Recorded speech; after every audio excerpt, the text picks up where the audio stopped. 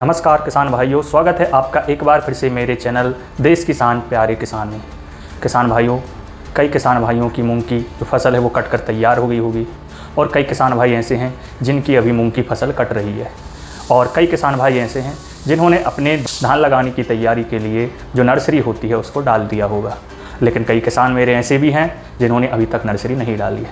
किसान भाइयों, इस वीडियो में मैं आपको धान की नर्सरी तैयार करने की एक सबसे अच्छी विधि बताने वाला हूँ। किसान भाइयों, यदि आपने इस वीडियो को देखकर मेरे बताए अनुसार विधि का यदि आपने उपयोग किया तो मैं आपको गारंटी देता हूं कि जो आपकी नर्सरी है वो हरी भरी एकदम स्वस्थ रेशेदार होगी। 20 से 25 दिन में मेरे बताए अनुसार आपकी नर्सरी तैयार हो जाएगी और आपकी जब नर्सरी तैयार होगी तो आप देखकर बोलेंगे क्या नर्सरी है, क्या हरी भरी नर्सरी है। लोग आपकी नर्सरी देखकर बोलेंगे यार क्या शानदार नर्सरी आपने तैयार की है। तो किसान भाइयों, इस वीडियो को अंत तक ज़रूर देखिएगा। किसान भाइयों, यदि आपने मेरे चैनल को सब्सक्राइब नहीं किया है तो चैनल को सब्सक्राइब भी कर लीजिएगा। वीडियो अच्छा लगता है तो उसको लाइक ज़रूर कर दीजिएगा। तो किसान भाइयों, मैं आपको धान की नर्सरी तैयार करने की विधि बताने वाला हूँ। तो किसान भाइयों, सबसे पहले तो आपको खेत का चुनाव करना है। ये धान की फसल होती है किसान भाइयों, किसी भी मिट्टी में हो जाती है, अम्लीय से क्षारीय, लेकिन ज़्यादा अम्लीय भी नहीं होनी चाहिए, ज़्यादा क्षारीय भी नहीं होना चाहिए। धान की फसल के लिए मिट्टी का pH मान 5 से 6 के बीच में होना चाहिए। 5 से 6 के बीच में यदि pH मान है तो आपकी धान की फसल बहुत अच्छी होगी। तो किसान भाइयों, सबसे पहले आपको उस खेत का चुनाव करना है जिस खेत में आप नर्सरी डालने वाले हैं। 1 एकड़ खेत की नर्सरी तैयार करने के लिए आपको 20 बाई 20 फुट चौड़ी 20 फुट लंबी ज़मीन की आवश्यकता होगी। कम से कम 400 स्क्वायर फीट आपको 1 एकड़ की नर्सरी तैयार करने के लिए ज़मीन की ज़रूरत होगी।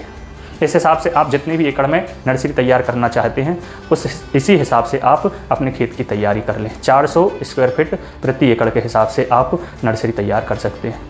तो इसके लिए सबसे पहले आपका खेत का चुनाव जिसमें आपको नर्सरी तैयार करनी है, तो इस खेत में जिसमें आपको नर्सरी तैयार करनी है उस खेत में आप सबसे पहले तो जुताई करवा दीजिए। एक अच्छी जुताई करवा दीजिए कल्टीवेटर से। जुताई करवाने के बाद उस खेत को 1 दिन के लिए खाली छोड़ दीजिएगा। उससे ये होगा कि जो खेत में खरपतवार रहे होंगे पहले से या होने वाले खरपतवार वो एकदम से मर जाएंगे, सारे खरपतवार धूप में सूख जाएंगे। 1 दिन के लिए आप खेत को खाली छोड़ दीजिएगा। फिर जुताई करने के 1 दिन बाद आप उस खेत में समतल करने के लिए जो भी जुताई के दौरान बड़े बड़े मिट्टी के डीमे हो गए होंगे उनको समतल करने के लिए, उनको फोड़ने के लिए, मिट्टी को भुरभरा बनाने के लिए आप अपने खेत में रोटावेटर से एक बार समतल करवा दीजिए। रोटावेटर से आपकी जो मिट्टी है वो एकदम भुरभुरी हो जाएगी। ये करवाने के बाद किसान भाइयों, आपके खेत में अब बहुत ज़रूरी चीज़ मैं बताने वाला हूँ, इस चीज़ को आप ज़रूर डालिएगा। किसान भाइयों, वो है गोबर की खाद। गोबर की सड़ी गली पची हुई खाद।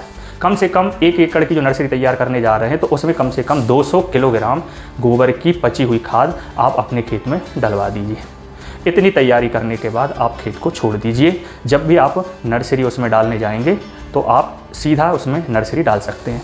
तो ये होगी खेत की तैयारी किसान भाई। खेत की तैयारी के बाद अब आता है बीज का चुनाव। आपके क्षेत्र की जलवायु के अनुसार जो भी किस्में आप लगाना चाह रहे हो उस किस्म का धान की उस किस्म का चुनाव कर लीजिए।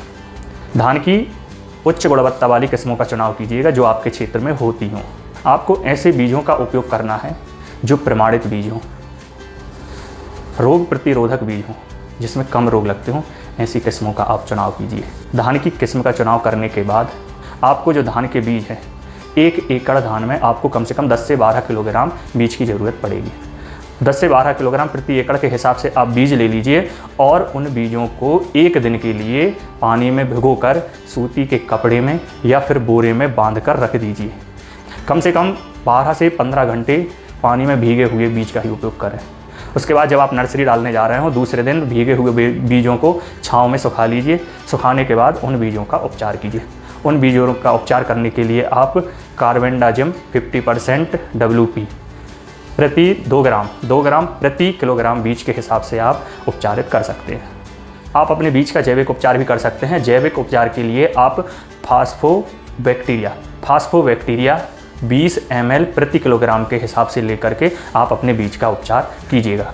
किसान भाइयों, बीज का उपचार बहुत ज़रूरी है। बीज का उपचार करने से आपके बीज में होने वाले बैक्टीरिया, कवकनाशी जो भी आपकी फसल में होंगे, बीज नर्सरी में होंगे, तो वो आप बीज उपचार करके रखेंगे तो वो नहीं होंगे। बीज उपचार करने के बाद अब बारी आती है बीज को खेत में डालने की। बीज को खेत में डालने से पहले आप बीज में 1 किलोग्राम DAP और 1 किलोग्राम सुपर फास्फेट मिक्स कर लीजिएगा। मिक्स करने के बाद आप बीज को खेत में डाल दीजिएगा, खेत में फेंकवा दीजिएगा। और खेत में फेंकवाने के बाद उसको जो मिट्टी है उसको अपने हाथों से या फिर कोई ऐसा यंत्र हो जिससे आप उसको थोड़ा खेत में सरपट करवा दीजिएगा। उसके बाद आप उसमें पानी लगा दीजिएगा। पानी लगाने के बाद 3-4 दिन में आपकी जो नर्सरी है वो उगने लगेगी। 10 दिन की नर्सरी होने के बाद आप नर्सरी में देखिए, यदि खरपतवार कहीं दिखता है तो खरपतवार की निराई करवा दीजिएगा, उसकी गुड़ाई करवा दीजिएगा, या फिर खरपतवार नाशक का उपयोग करके उस खरपतवार को नष्ट किया जा सकता है। उसके बाद 15 दिन की नर्सरी हो जाएगी तो उसमें बेसल डोज आपको ज़रूरी है। तो बेसल डोज के लिए आपको फिर से DAP लेना है, 1 किलो उसमें यूरिया लेना है, सुपर फास्फेट लेना है, जिंक सल्फेट लेना है। इन सबको मिक्स करके आप अपने खेत में डलवा दीजिएगा, जिससे आपकी नर्सरी देखने लायक बनेगी, हरी भरी नर्सरी होगी, एकदम स्वस्थ नर्सरी होगी। उसके बाद 20 दिन बाद एक टॉनिक का उपयोग कर दीजिएगा उसमें। फिर उसके बाद 20 से 25 दिन बाद आपकी नर्सरी रोपाई के लायक हो जाएगी, ये मैं गारंटी दे रहा हूँ। इस प्रकार से आप नर्सरी की तैयारी करेंगे तो गारंटी के साथ आपकी नर्सरी हरी भरी, स्वस्थ और एकदम रेशेदार हो जाएगी। इसके लिए आपको ज़रूरी है इस विधि का उपयोग करना। तो किसान भाइयों, 20 से 25 दिन, ज़्यादा से ज़्यादा 28 दिन में आपकी नर्सरी रोपाई के लायक हो जाएगी। उसके बाद आप अपने खेत में उस नर्सरी की रोपाई कर सकते हैं। तो किसान भाइयों, कैसा लगा आपको ये वीडियो? ये वीडियो आपको पसंद आया हो तो इसको शेयर जरूर कर दीजिएगा, चैनल को सब्सक्राइब कर लीजिएगा और वीडियो को लाइक भी कर दीजिएगा। तो किसान भाइयों, धान की खेती की मैंने जो सीरीज स्टार्ट की है उसका ये पहला वीडियो है। जैसे ही रोपाई का समय आएगा तो रोपाई से संबंधित एक वीडियो आपको देखने को मिलेगा। ये 4 महीने तक इस सीरीज में वीडियो आपको मिलते रहेंगे। किस समय पर आपकी धान की फसल में क्या करना है ये मैं आपको वीडियो के माध्यम से बताऊंगा। आप चैनल को सब्सक्राइब भी जरूर करवा दीजिएगा ताकि और किसानों तक मेरी ये जानकारी पहुँच सके। तो मिलते हैं अगले वीडियो में, तब तक के लिए नमस्कार।